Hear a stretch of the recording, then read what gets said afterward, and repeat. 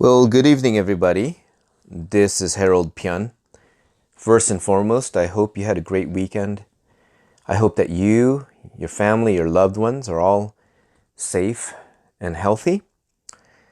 I thought I'd do a quick kind of a summary video of a recent and very important letter that was issued, an ACL, all-center letter dated for April 13th. This was sent a couple hours ago.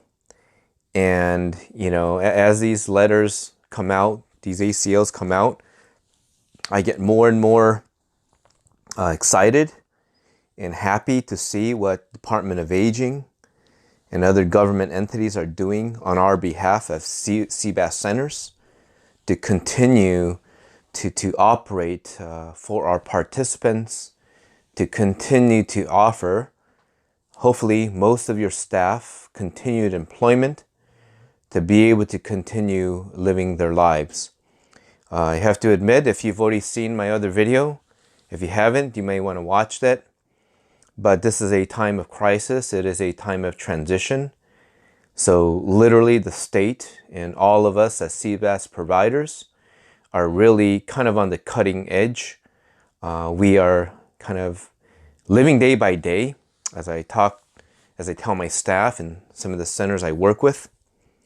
This is a completely new process for me as well. But I was really happy to see today's letter. It kind of, I see, at least from what I've been guesstimating, predicting in terms of policies, protocols, forms, service approaches and strategies. I'm glad to see this letter because it tells me that at least we're kind of going in the right direction. So I'm really happy about that. I'm happy about the fact that the state is really giving CBAS centers flexibility and the ability to continue providing those we serve. So again, I want to reemphasize, as I mentioned in my most recent video, and I kind of like how Department of Aging in the ACL has reminded us that this is temporary. CBAS, temporary alternative services. And again, the services and model that was created for this program is meant to be temporary. And as I mentioned, at least for the model and protocols and forms that I've created for the centers that I work with are also unique to this time of crisis under the COVID-19 situation. So with that being said, you must be approved, and we'll talk about this. So honestly, I'm not sure. There might be special protocols for some centers that have declared themselves to be closed within the last week or several weeks, because as I do recall, I believe 60% of centers had requested to be closed. Now, there might be a different protocol, but regardless, we will have to be submitting a plan and a few documents to Department of Aging to have our TAS, Temporary Alternative Services Plan, approved. A couple things. What services are required?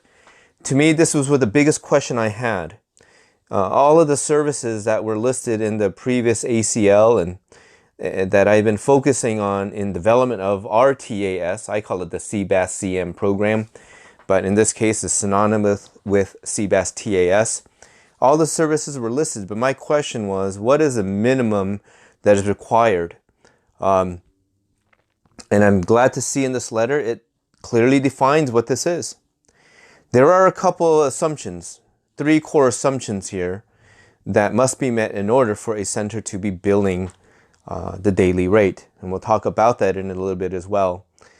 But first and foremost, your center must be open to both telephone, email, and other communication for a minimum of 6 hours per day.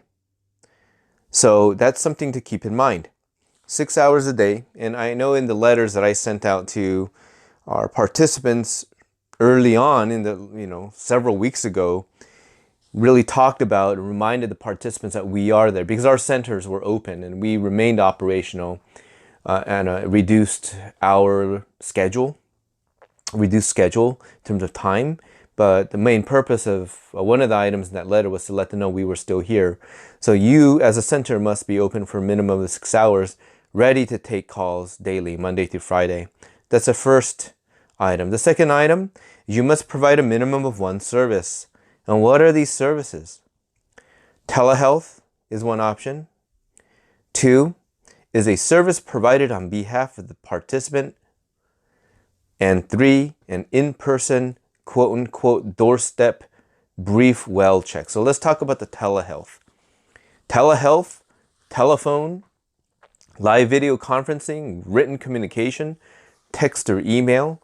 Now, a side note, I would really recommend that you are using platforms that are protected, HIPAA compliant, so something to keep in mind. So personally for me, for our centers, I am not recommending our staff contact participants using personal lines of communication. Center-based forms of communication are preferred, telephone lines at the center, email systems from the center, and perhaps some centers might have the capacity to develop the ability for staff to call from their home to participants, but I imagine I'm not a techie person, so I imagine that's going to require some high-level software and equipment and safety protocols and da-da-da-da. So, telehealth, okay. Service provided on behalf of the participant. And as you see, they're listed, those services can be any one of those listed 4, 5, 6, and 7. Okay, whether that's assessing participants or caregivers' needs, responding to needs and outcomes through certain interventions, communicating, coordinating, so the care coordination, right? And then arranging delivery for some basic supplies, food items, things of that nature. So the third type of service that can be provided, because remember, it's a minimum of one of these: telehealth, a service provided on behalf of the participant, or an in-person doorstep brief well check. So that's when you might be delivering a meal or some other item, and yes, so it's you're providing that service in addition to a few other items. So if you provide one of these three items, you can bill for a day of service. So that's good news. We are supposed to get paid the per diem rate that we have outlined in our contract with the managed care plans. So you guys know what that is, whether it's 68 and change, 76 and change, or for some plans in certain counties higher than that. But you must be providing a minimum of one of those services. Okay, and again, having the availability of the hotline for 6 hours minimum per day. Okay, and it's important to know, and I mentioned this before, and one thing we do is I've had the staff complete a verbal consent, and it's, again, we have participation agreements on file and other forms signed as well, but I wanted them to go through this very brief process to have them have quote-unquote buy-in, because remember, participants have a right to refuse. They have a right to refuse a meal from you. Perhaps they moved in with family and feel uncomfortable, or the family feels uncomfortable with you having gone there to their house. So participants, whether it's now or even not during COVID-19 crisis times, they have a right to refuse service. So, and as it mentions here, I'm glad they mentioned this here, if they do refuse, you can put them on quote-unquote hold. Okay, so for billing, some of you have different software systems out there. The ones I know are like CAD Care Turbo, right? And you got to work with your vendors to make sure they're updating their billing systems to accommodate any special update and billing formats and modifiers and etc. that might be needed by certain plans. And I know this has happened for certain plans out there, so something to keep in mind. But the key thing is I'm so happy to hear that there is a one thing minimum. They define what this minimum of one service that's required to bill for our per diem rate.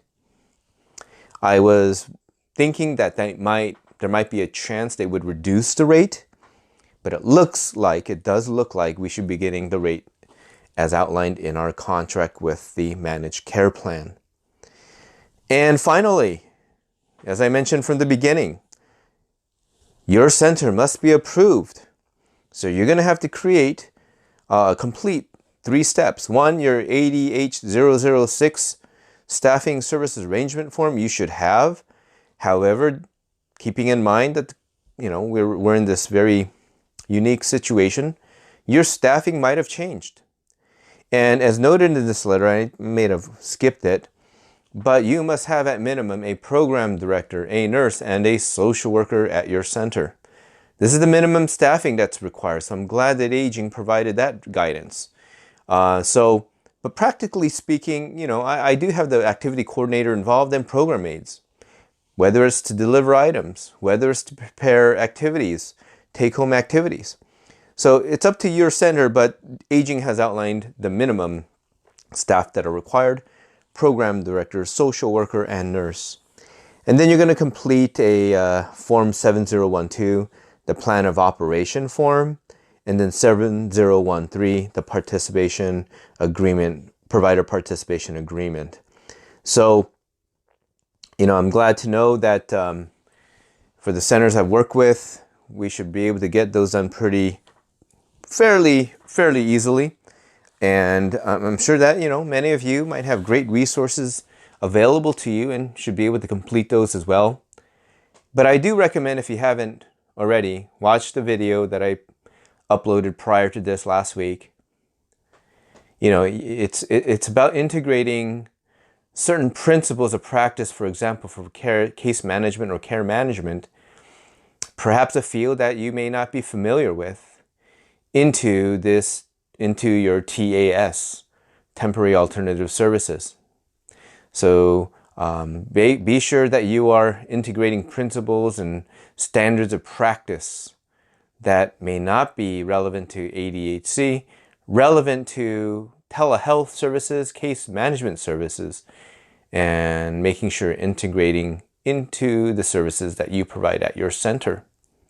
So with that, I'm really glad that, I'm really happy about this letter. I like it. Each letter that comes out seems to get better and better. So thank you, Department of Aging, for the work that you're doing out there. And thank you to the centers that have remained open, have remained committed to serving your participants and giving employment to your staff. And I challenge each of you to continue to provide services in a compliant, respectful, professional manner. I know most centers out there are doing a great job, but let's be honest, sometimes there might be a few centers that will try to take shortcuts, and this is not the time to take shortcuts. Trust me, it is not the time to take shortcuts. So it might seem, hey, we're getting the same daily rate as we did before for less work. I hope your perspective and attitude is not that, because remember, the state can always come back and audit you and see what you did. So, imagine they're paying the same rate for what might falsely seem like less work and less cost.